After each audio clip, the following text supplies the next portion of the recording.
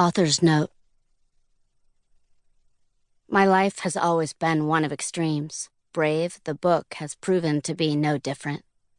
While writing this book, I endured being hacked, stalked, spied on, had parts of this manuscript stolen. My life was infiltrated by Israeli spies and harassing lawyers, some of the most formidable on earth. These evil people hounded me at every turn while I went about resurrecting the ghosts that have made up my time on earth.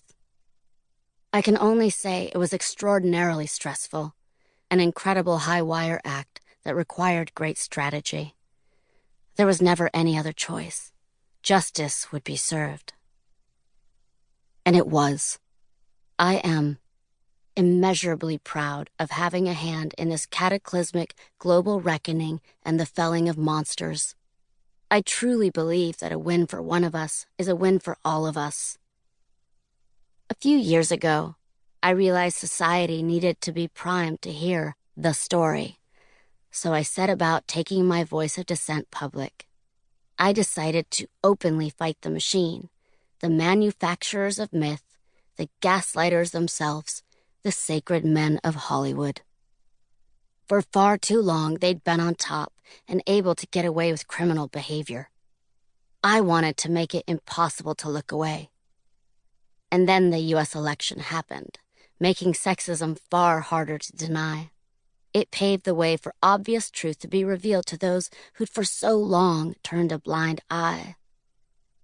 In early 2017, I'd been working on Brave for a few months when I made contact with two investigative reporters. It was time. The story took many twists and turns as it all unfolded, and I'm proud to have had a hand in starting the worldwide conversation. Since I and so many brave survivors have come forward, titans of every industry have toppled. We survivors have gained our power. We survivors are using our voices in record numbers. We cannot let up, and as hard as it is, we must continue to get even louder, to push even harder. We all count.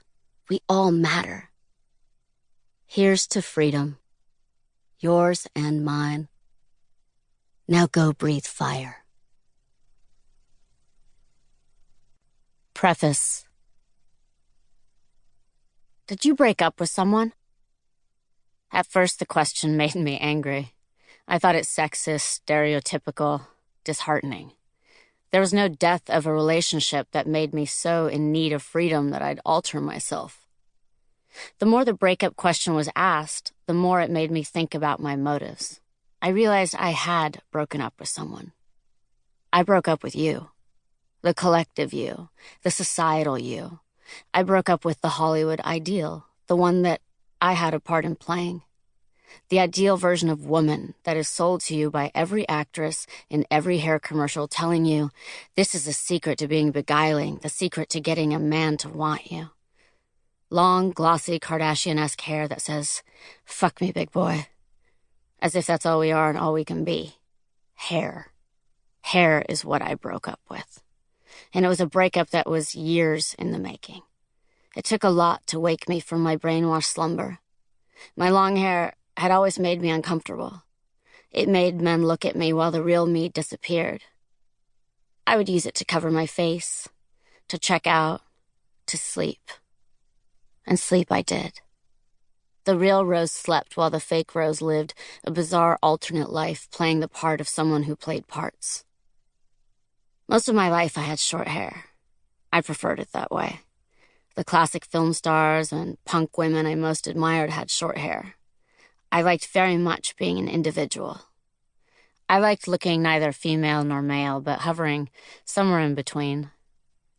The two periods of time when I had long hair were the hardest in my life. The times I was most lost from myself. My teen years when I suffered from a raging eating disorder, and later, when I suffered from a mental disorder called Hollywood. The Hollywood disorder lasted